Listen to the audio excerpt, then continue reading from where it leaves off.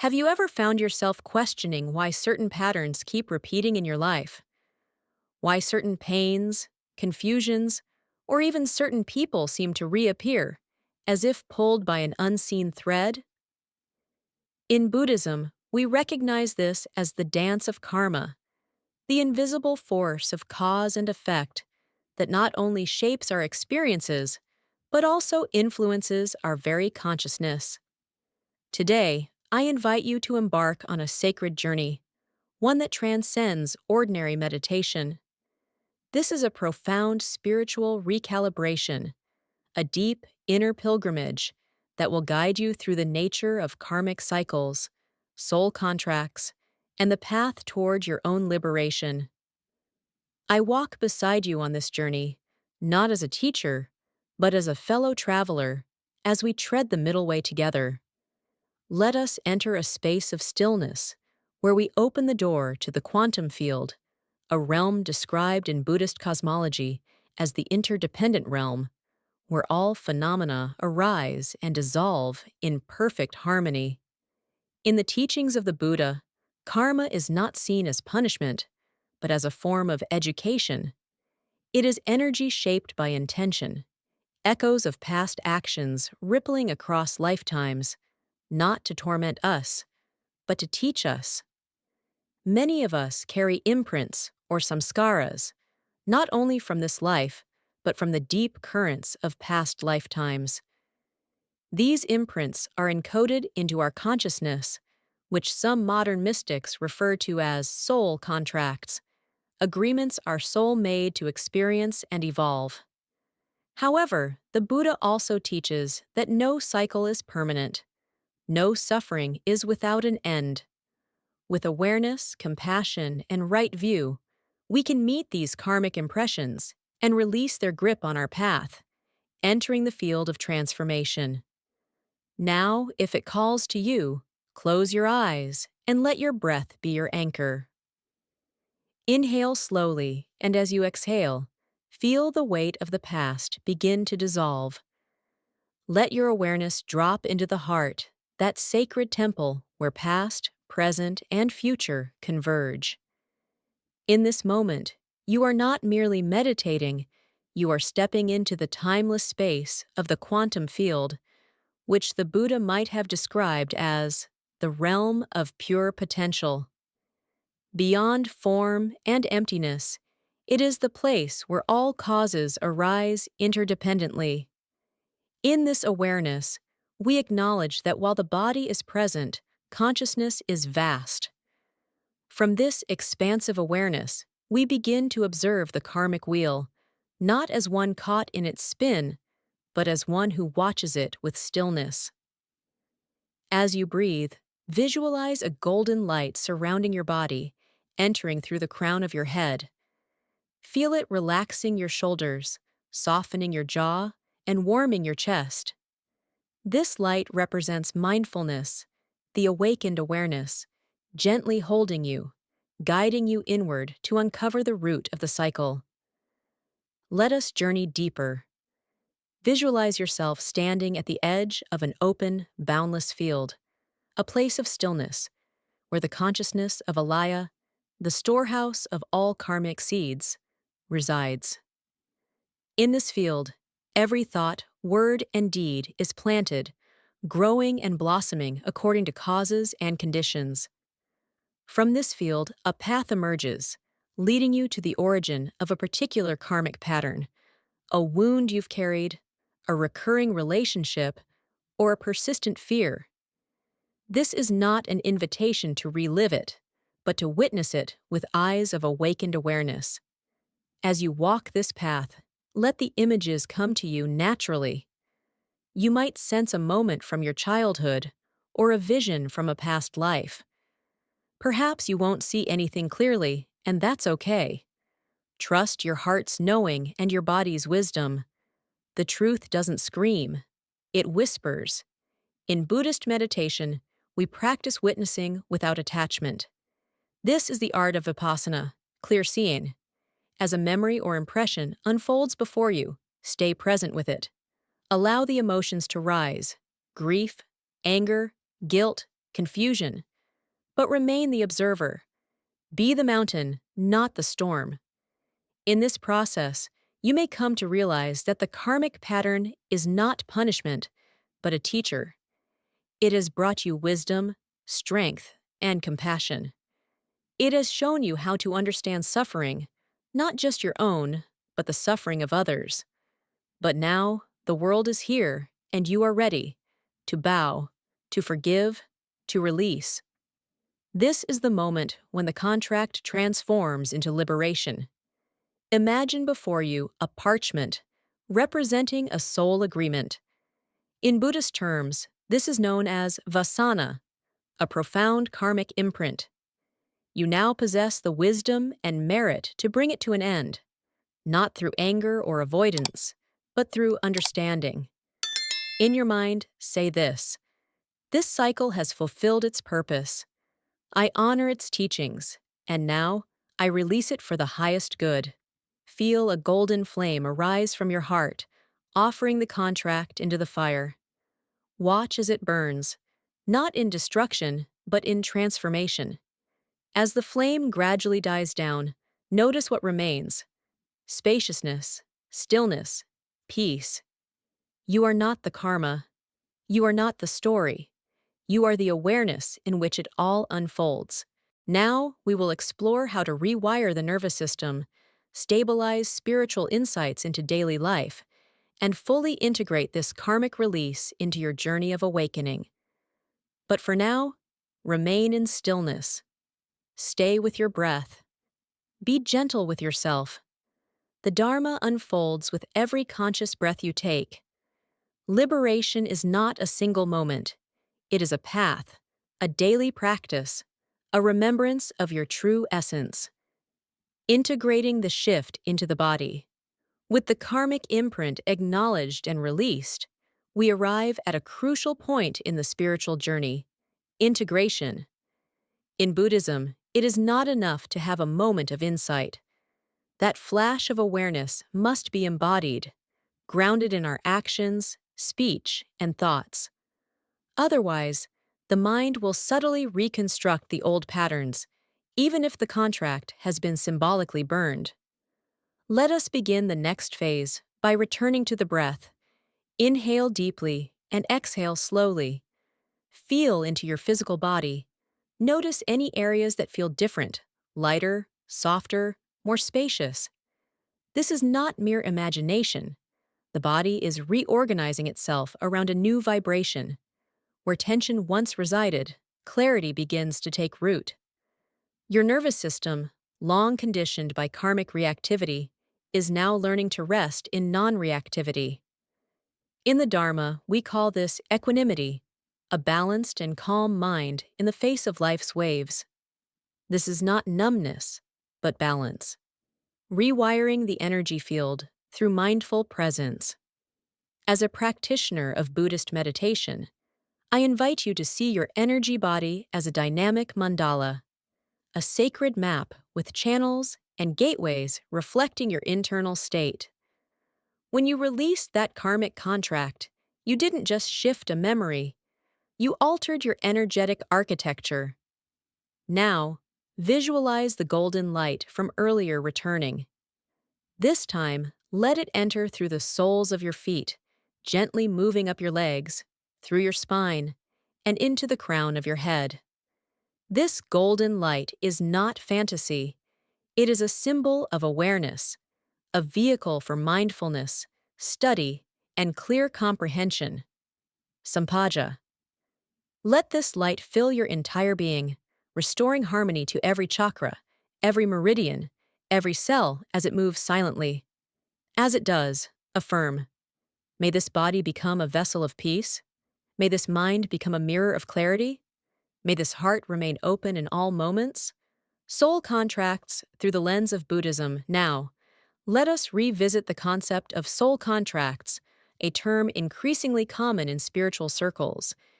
In the Buddhist view, these are not literal contracts, but karmic resonances, energetic entanglements formed through intention, craving, aversion, and ignorance. We often encounter the same type of person in different forms: partners, parents, teachers, even strangers, because their presence activates unresolved karmic seeds within us. These relationships, though difficult, are not mistakes. They are invitations to complete what we once left undone. The beauty of Buddhist practice is that we don't need to decode every past life or name each soul contract. Instead, we observe our reactions in the present moment and respond with mindfulness, compassion, and wisdom. This is how karma is purified, not through avoidance, but through insight. Meditation is the path to inner freedom. Let's take a moment to deepen our meditation, not to transcend, but to fully embody the transformation we've begun. Find stillness once again. Allow your body to rest, and let your breath return to its natural rhythm. As thoughts arise, simply greet them as clouds drifting through the sky. Do not resist, do not cling, just witness. This awareness, the act of witnessing, is your true nature, spacious, eternal, untouched by karma. Now bring to mind a person with whom you feel karmically entangled, perhaps someone who has deeply challenged you or caused you pain. Do not speak to them. Do not attempt to fix anything. Simply hold them in your awareness with compassion, as the Buddha held Mara in his gaze, not with hatred, but with clarity. Silently say, "I see the suffering within you, and I choose to respond with compassion. I release the story. I release the blame. I choose freedom." This is metta, loving kindness, one of the most powerful tools for dissolving karmic ties without needing to relive the trauma. Through this practice, we awaken to the inherent beingness of all things. As you expand your awareness, begin to sense the interconnectedness of all beings. The Buddha called this interbeing, the understanding that no self exists in isolation. My suffering is not separate from yours. My healing ripples out to you, and your awakening supports mine. What we do here, in this moment of meditation, is not just personal healing, it is collective karmic purification. Every act of presence, every breath of compassion contributes to a more awakened world. You are not merely releasing your past, you are untangling the web of suffering for all beings. This is the heart of the Bodhisattva path, to awaken not just for ourselves, but for the liberation of all sentient beings across all realms, preparing for deeper transformation. As this session draws to a close, place one hand over your heart and one over your belly. Breathe deeply and feel your whole being resonate with a new frequency. What you've begun today is no small feat. It is radical spiritual work.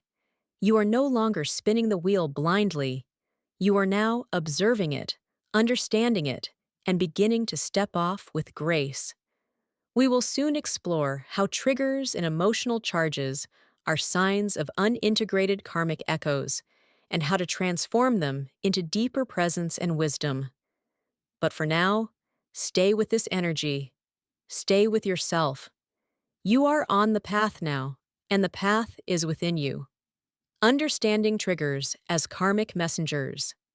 The things that disturb us the most often hold the key to our liberation. We can understand triggers as karmic messengers, guiding us toward healing. Many believe spiritual growth means never getting triggered again, but this is a dangerous illusion. In Buddhism, we see triggers not as obstacles, but as messengers, remnants of unresolved karma resurfacing, asking to be held in awareness and transformed. When something causes a strong emotional reaction within you, this is not failure. It is the echo of a karmic pattern seeking resolution.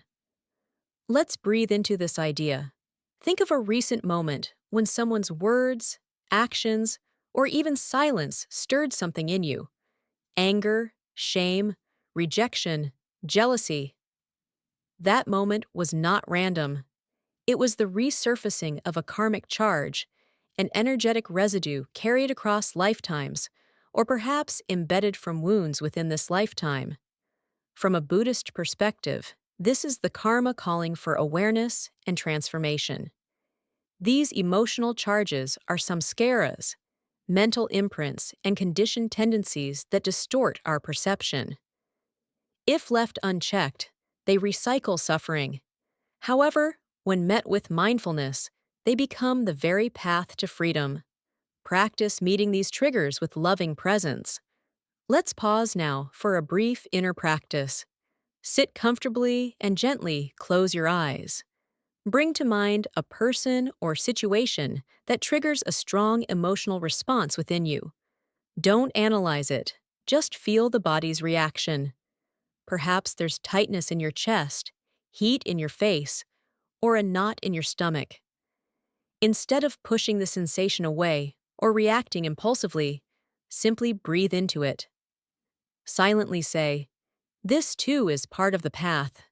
I welcome it with compassion." Feel the energy soften, not because it disappeared, but because you met it with non-resistance. This is the heart of meditation, not escape, but intimacy with all experiences. The role of mindfulness in karma transformation. The Buddha taught that mindfulness is the key to unlocking karma. Each time we bring presence to a habitual pattern, we weaken its grip. Every time we pause before reacting, we create space for a different future. This is not repression. It is liberation through awareness. Think of karma as a fire. Reactivity adds fuel to it, while mindfulness removes it. Gradually, the flame dies out, not through force, but through understanding. So, when you feel overwhelmed, remember, you are not regressing. You are standing on the precipice of your own transformation. Quantum hypnosis and the subconscious mind. At this point, it's worth considering how modern modalities like quantum hypnosis intersect with Buddhist wisdom. Quantum hypnosis guides us into deep subconscious states, much like the meditative states described in Buddhism. In these states, karmic impressions and soul-level memories can surface, not as intellectual thoughts, but as felt truths. What we uncover in hypnosis often mirrors what the Dharma has long pointed to. The mind is layered, and beneath the surface lies a well of stored intentions, vows, contracts, and traumas that govern our behavior. But here's the Buddhist perspective. We don't need to analyze every image or story that arises during hypnosis. What matters is how we relate to it. If we cling, we suffer. If we judge, we reinforce the ego. But if we witness it with compassionate equanimity, we release it. Whether through hypnosis or deep meditation, the goal is not control, it is surrender. Surrender to the wisdom of the present moment, breaking the cycle of rebirth through inner stillness. Returning to stillness. Let us return once again to stillness. Close your eyes and feel the breath as it enters and leaves the nostrils. Notice how each inhale is a birth, and each exhale a letting goes. This breath is your teacher. It shows you how to remain present through change and how to allow the cycle of karma to complete itself. When the Buddha attained enlightenment under the Bodhi tree, he didn't ascend into the sky or escape the world. He simply saw things as they truly are, that all phenomena arise and pass away, and that clinging is the root of suffering. You are practicing the same insight now. By resting in awareness, you are stepping outside the karmic loop, not by fighting it, but by watching it dissolve in the light of presence. You are not your karma. Let this truth settle deeply within you. You are not your past. You are not your pain. You are not your karma. You are the one who is aware of it. This is what we call pure consciousness, or in Buddhism, Buddha nature, the ever-present, ever-peaceful awareness, untouched by the winds of samsara. Yes, karma is real, but it is not your identity. Like waves on the ocean, karmic patterns rise and fall, but the ocean, vast, formless, and still, is what you truly are. We will explore ancestral karma and how collective patterns can reside within our consciousness, affecting not only us, but also generations before and after us. For now, rest in the understanding that every breath of mindfulness undoes lifetimes of unconsciousness. You are not broken. You are becoming whole. Before you were born, your ancestors prayed for you. Their unfinished karma flows through your blood, waiting to be resolved with every breath you take. What is ancestral karma? In Buddhism, karma is often seen as personal, our past actions and their consequences. But that's only part of the story. The Buddha also spoke of interdependent origination, that nothing arises in isolation. You are not a separate entity. You are a living thread in a vast tapestry of ancestry and collective energy. Ancestral karma refers to the patterns, tendencies, and energetic imprints passed down through family lines. These aren't merely cultural or behavioral, they are vibrational, residing in the subtle layers of consciousness, shaping your emotional landscape, your fears, attractions, and even your spiritual journey. This is not about assigning blame. It's about awareness. You are not a victim of your lineage. You are the one chosen to bring it into the light. How ancestral patterns appear. Have you ever noticed recurring themes in your family? A cycle of addiction, abandonment, secrecy, poverty, or betrayal? Maybe you've thought, I don't know why I keep doing this. It doesn't feel like me. Often, that's the echo of ancestral karma, unresolved energies seeking closure through you. Before your soul incarnated, it may have chosen this specific lineage because it holds the key to your spiritual growth. Through mindfulness, you can stop being a passive inheritor and become an active healer. Breaking the chain through consciousness. In traditional Buddhist thought, we acknowledge that karma ripens over lifetimes. But less discussed is how karma interweaves between souls connected through time, especially within familial systems. The good news is that you don't have to carry the weight of your ancestors forever. Through meditation and spiritual practice, we learn to hold their pain without becoming it, to honor their suffering without replicating it. When you bring awareness to a karmic loop, it begins to unravel. This is why, when one person in a family lineage awakens, healing radiates backward and forward, like a single candle lighting 1,000 others. Practice honoring your ancestors with mindful compassion. An inner practice for healing ancestral karma. Let's move into a simple yet profound inner practice. Close your eyes and visualize your ancestors, known and unknown, standing behind you. You might see faces or only shadows. Let them appear however they do. Say silently, I see your pain. I feel your longing. I honor your journey. Now, breathe into your heart and say, what you could not heal, I now choose to transform. Not from anger or guilt, but from love. Allow that energy to settle within you. Imagine a golden light flowing from your heart into theirs, gently dissolving the chains of suffering that have been passed across generations. This is not mere fantasy, it is energetic reality. The mind, when focused and compassionate, can reach across time. In modern quantum hypnosis, we often see how karmic imprints reside not only in the mind, but in the subtle body, the energetic sheath that surrounds and interpenetrates the physical body. Through mindfulness, we can clear these ancestral imprints and free ourselves, not just for our own sake, but for the sake of those who came before us and those yet to come.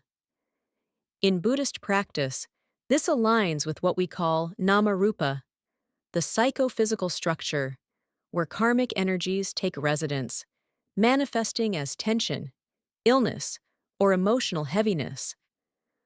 When you sit in meditation and feel unexplained sadness, fatigue, or restlessness, it may be the surfacing of ancestral memories, not to punish, but to be liberated. And when you meet these energies with equanimity, the healing becomes collective, not just yours, not just theirs, but ours. You are the bridge between worlds. Understand this deeply. You are not just healing yourself. You are becoming the bridge between what was and what can be. Your mindfulness is not just a tool for personal peace. It is a ritual of liberation for your entire lineage. When you break a cycle of silence, you speak for ancestors who could not. When you choose forgiveness over vengeance, you complete a karmic story that began long before you. When you bow to your pain with compassion, you embody the bodhisattva not only for the world, but for your bloodline. Buddhist rituals for ancestral healing. In many Buddhist traditions, there are specific practices designed to assist ancestors on their journey. These include Sukhavati aspirations, water offerings, and dedicating merit through chanting and meditation. These rituals are not superstition. They are symbolic actions empowered by intention, which, in Buddhism, is the true driver of karma. So, as you walk your path of awakening, remember you are never alone. Your practice ripples outward, not just into the future, but also into the past. You are the prayer your ancestors whispered in silence. You are the awakening they never got to complete. And now, it is happening. Before your soul took form, it made promises not of suffering, but of awakening. What seems like fate is often the echo of a choice made beyond time. Soul contracts, in Buddhist terms. In modern spiritual circles, the term soul contract often refers to pre-birth agreements, karmic arrangements between souls to meet, teach, challenge, or awaken one another. But how does this idea align with Buddhism? In Buddhist psychology, we speak of volitional formations, sankhara, mental imprints that shape intention and lead to future rebirths. These karmic patterns are not random, they are purposeful.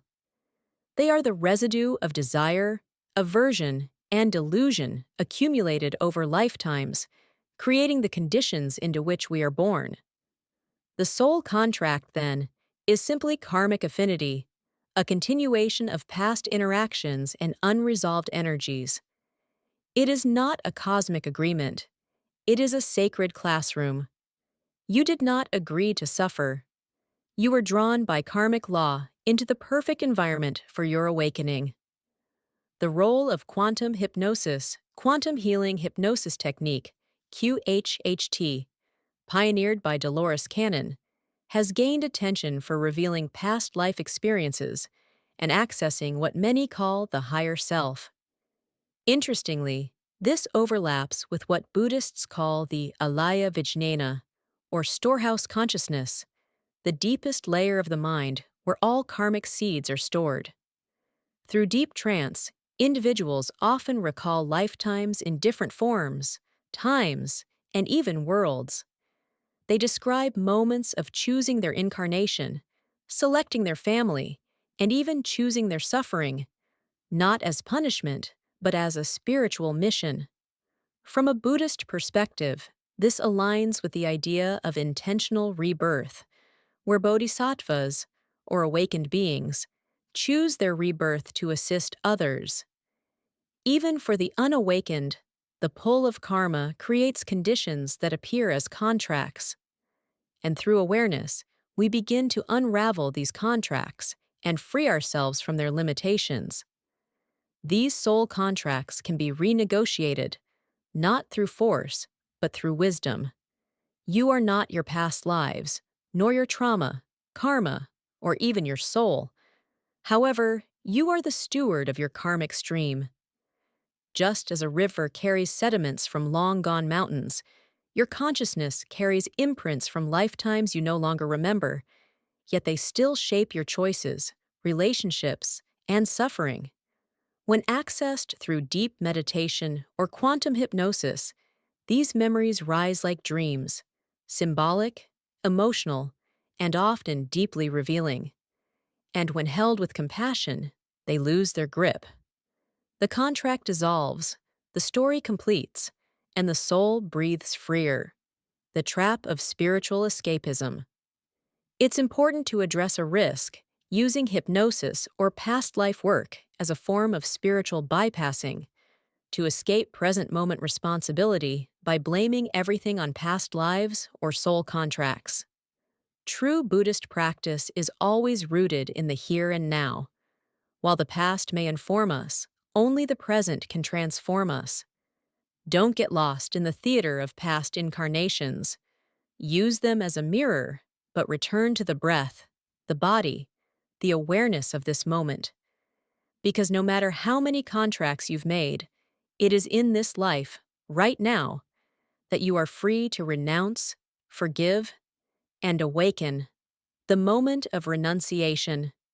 In both quantum hypnosis and Buddhist tradition, a powerful transformation occurs when the practitioner says, "I release this." Release is not rejection, it is the act of seeing clearly and choosing to step out of the karmic wheel. That is why meditation is essential. It is the laboratory of liberation. When the mind is still and clear, karmic images, old pains, ancestral voices, and forgotten promises rise. Through deep compassion and presence, you can say, "I understand why I chose this, but I no longer need it." And the chain breaks. Liberation is for everyone. Liberation is not just for monks. You don't need to have a guru or even remember your past lives. You only need to turn within, honestly, courageously, compassionately. Your karma is not your identity. Your past is not your prison. Your contract is not your destiny. Every time you sit in stillness, breathe in truth, and open your heart, you're not just healing yourself, you're liberating the entire chain of cause and effect that led to this moment, and you're writing a new story, not of survival, but of sacred sovereignty. The final cycle, seeing through samsara. After countless lifetimes of seeking, suffering, healing, and evolving, there comes a moment of stillness when the soul no longer asks, "Why me?" but quietly wonders, "Who am I, really?" This is the moment when the illusion of identity begins to dissolve. In Buddhist terms, this is samsara, the cycle of birth, death, and rebirth, fueled by craving and ignorance. We spin the wheel of samsara, lifetime after lifetime, because we believe we are the roles we play.